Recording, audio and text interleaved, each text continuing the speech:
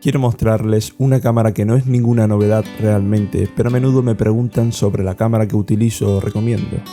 Se trata de la Sony HDR-AS50.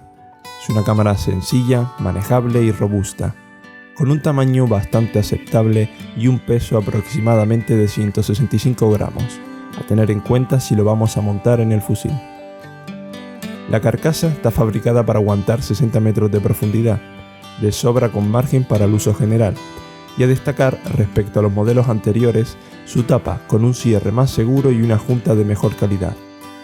Es por este detalle de gran importancia que recomiendo este modelo por encima de sus hermanas AS100 y AS200, mejorando la seguridad ante posibles filtraciones. Para fijarla podremos usar distintos soportes con un tornillo Whitworth 1/4 de pulgadas, lo que sería la fijación universal de la mayoría de cámaras. La calidad máxima que nos va a ofrecer la cámara es de 1080 x 60 fotogramas por segundo, para mí el formato ideal para el día a día. Grabando en MP4 una grabación de 2 minutos 30, un tiempo más que suficiente para realizar una captura, nos ocupará en la tarjeta unos 450 MB aproximadamente. Vemos que la relación calidad y peso del archivo está bastante bien. Además, este tamaño de archivo será manejable para la mayoría de los ordenadores y editores. La cámara nos permite ponerle una tarjeta de 64 GB, tarjeta que no llenaremos en un día de pesca, pero que recomiendo tener ese espacio de sobra para esos días en los que por cualquier motivo no hemos podido vaciar la tarjeta, pudiendo seguir grabando un segundo día sin ninguna preocupación.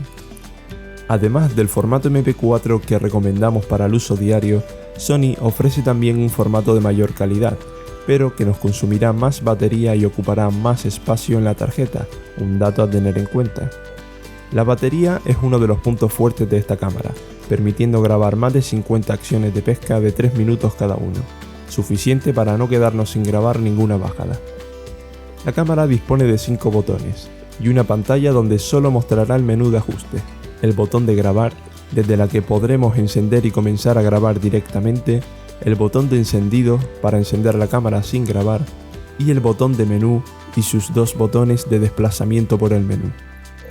Dándole al botón de encendido nos mostrará la configuración actual de la cámara y el modo en el que se encuentra, vídeo, foto, etc.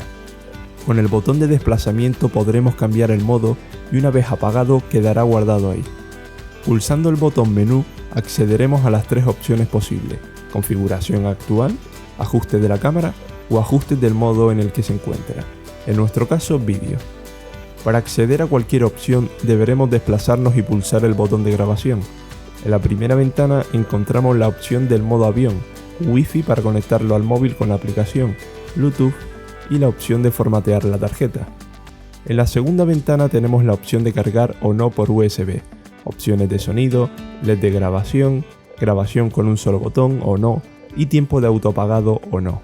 En la tercera ventana nos mostrará el formato de los vídeos, si americano o europeo, la fecha y hora, zona horaria, cambio de hora automático, la versión y un restaurar todas las opciones de fábrica.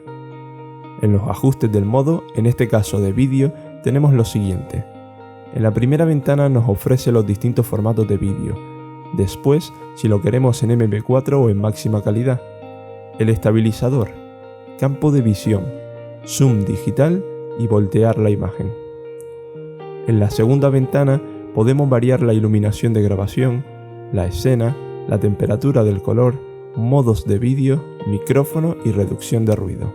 Si ponemos la cámara en la carcasa, tenemos a disposición un botón más, llamado Hold.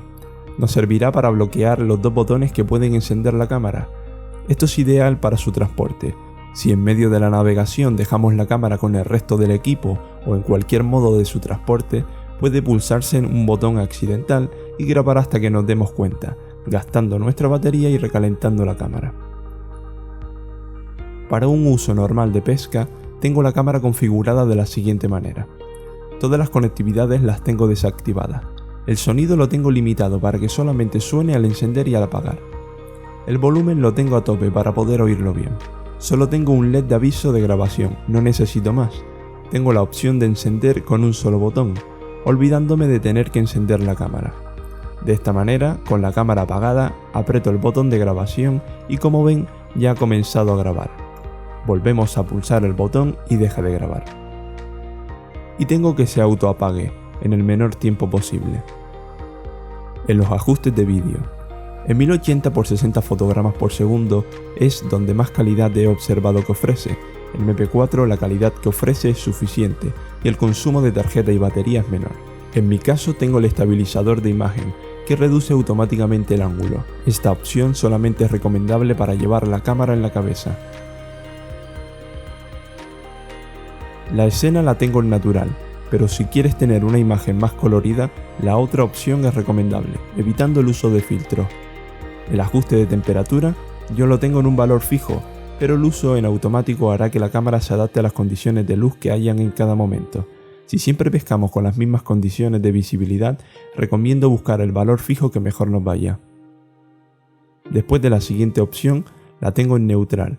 El Vivid satura más el color, ideal si se quiere una imagen más colorida y olvidarse de postproducción. Con esta configuración y una tarjeta de 64 GB, dispondrás de más de 5 horas de grabación y aprovecharás bastante la batería. A continuación, os muestro algunas imágenes sin retocar de la cámara en distintas escenas.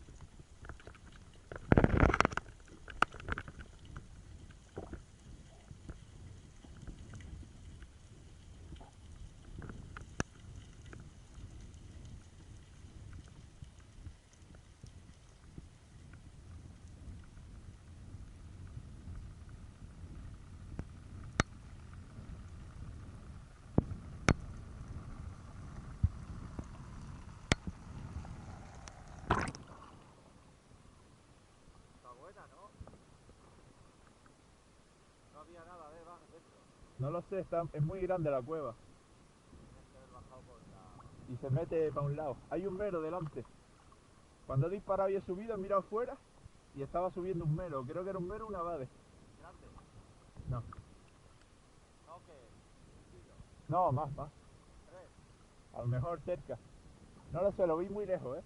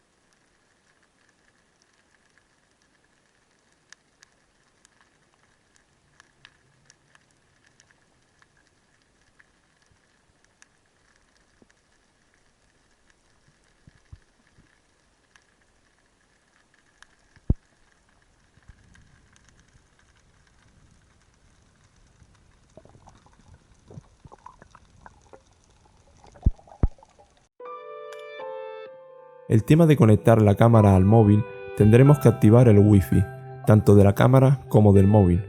Tener descargada la aplicación de Play Memories de Sony y buscar la señal en el móvil del Wi-Fi de la cámara. La contraseña la encontraremos en la tapa de la batería.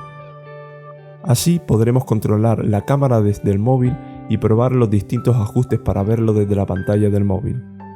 Os dejaré en la descripción el enlace a la aplicación. ¿Qué mantenimiento es necesario con la cámara? Básicamente, endulzar nada más terminar con ella. Podremos tener una botella de agua dulce para al salir del agua endulzar, secar y guardar, y ya en llegar a casa si se quiere endulzar más a conciencia. Evitar tener ningún resto de suciedad en la tapa y en la junta. A la hora de cargar, no dejar la cámara cargando más de la cuenta.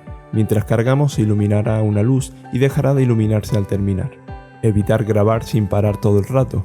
El uso repetido de esta acción puede terminar sobrecalentando la cámara. Grabar 10 minutos seguidos en el agua no es ningún problema, pero 40 minutos en tierra sí lo puede ser.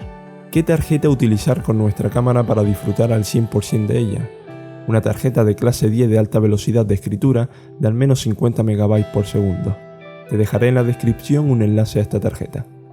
Y a todo esto, ¿cuánto me va a costar esta cámara? Pues según el lugar, su precio varía.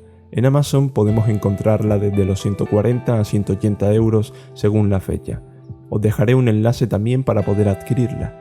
Todo esto lo convierte en una cámara ideal para realizar pesca submarina. Cualquier otra duda pueden dejar en los comentarios que trataré de resolverla.